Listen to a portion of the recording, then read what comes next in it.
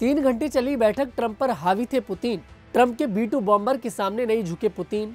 पाकिस्तान में भारी बारिश का कहर, 214 की मौत। अमेरिका में ट्रंप पर पुतिन का बड़ा बयान।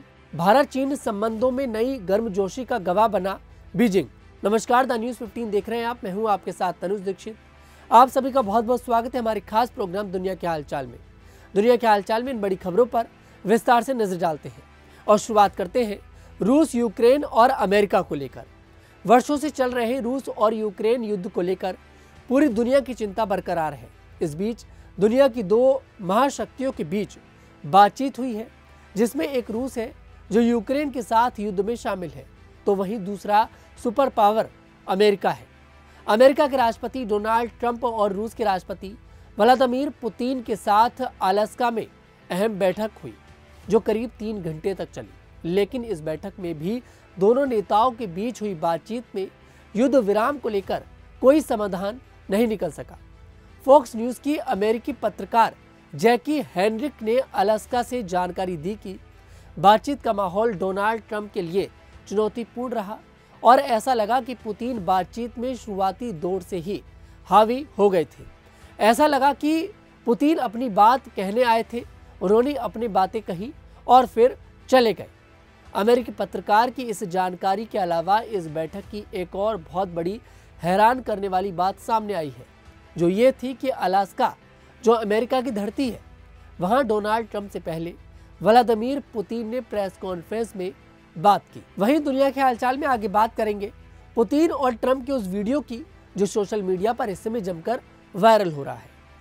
यूक्रेन युद्ध रोकने की पहल करते हुए अमेरिकी राष्ट्रपति डोनाल्ड ट्रंप ने अलास्का में रूसी व्लादिमीर पुतिन से मुलाकात की।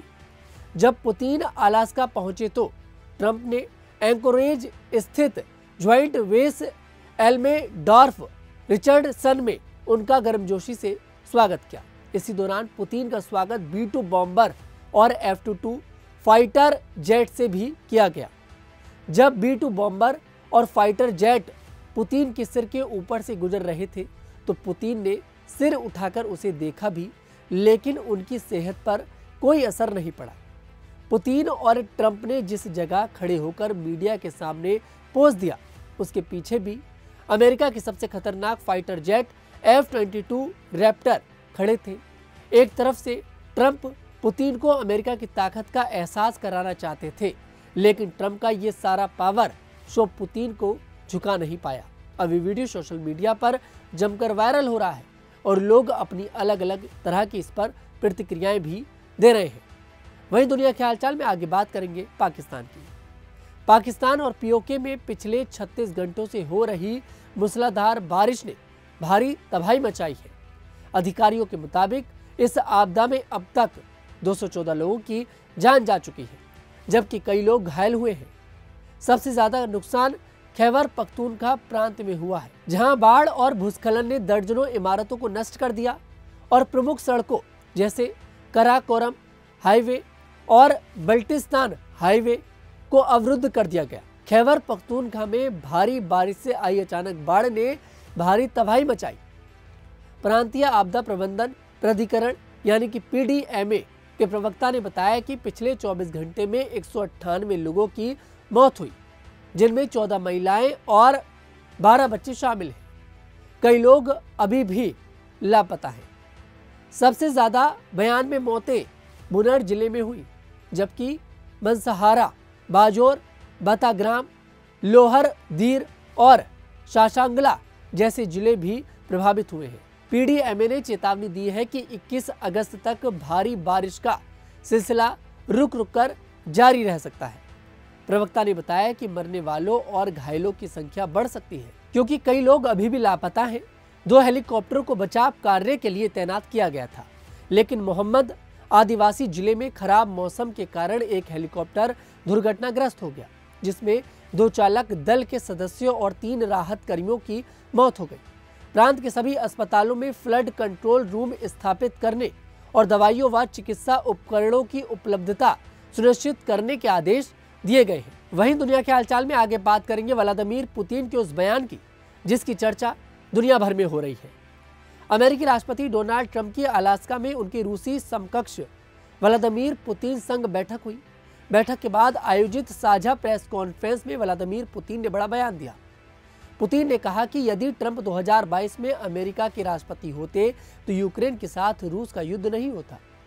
ट्रंप ने बार बार दावा किया है कि वह रूस यूक्रेन युद्ध को टाल सकते थे, जो पूर्व राष्ट्रपति जो बाइडेन के कार्यकाल के दौरान हुआ था। पुतिन ने इस दावे पर अपने विश्वास की फिर से पुष्टि की। उन्होंने कहा कि ट्रंप ने बाइडेन को समझाने की कोशिश की थी कि स्थिति को उस हद तक ना बढ़ने दिया जाए जहां सैन्य कार्रवाई के रूप में गंभीर परिणाम हो सकते हैं। साझा प्रेस कॉन्फ्रेंस में पुतिन ने कहा, मैं आपको याद दिलाना चाहूंगा कि 2022 में पिछले प्रशासन के साथ हमारे अंतिम संपर्क के दौरान मैंने अपने पिछले अमेरिकी सहयोगी को समझाने की कोशिश की थी कि स्थिति को उस बिंदु तक न लाया जाना चाहिए जहां से वापसी संभव ना हो, जब बात शत्रुता की हो जाए, और मैंने उस समय स्पष्ट रूप से कहा था कि यह एक बड़ी गलती है। वहीं दुनिया के हालचाल में आगे बात करेंगे भारत और चीन की। भारत के 79वें स्वतंत्रता दिवस के मौके पर बीजिंग में आयोजित एक शानदार समारोह में 2 सीनियर चीनी मंत्रियों की मौजूदगी ने दोनों देशों के बीच बढ़ती नजदीकियों का संदेश दिया। यह समारोह कोविड-19 महामारी और पूर्वी लद्दाख में लंबे समय तक चले गतिरोध के बाद पहली बार आयोजित किया गया।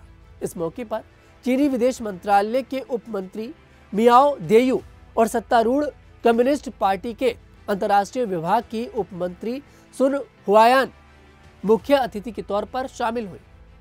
भारतीय दूतावास में आयोजित इस रंगारंग समारोह में भारतीय समुदाय के कई लोग शामिल हुए।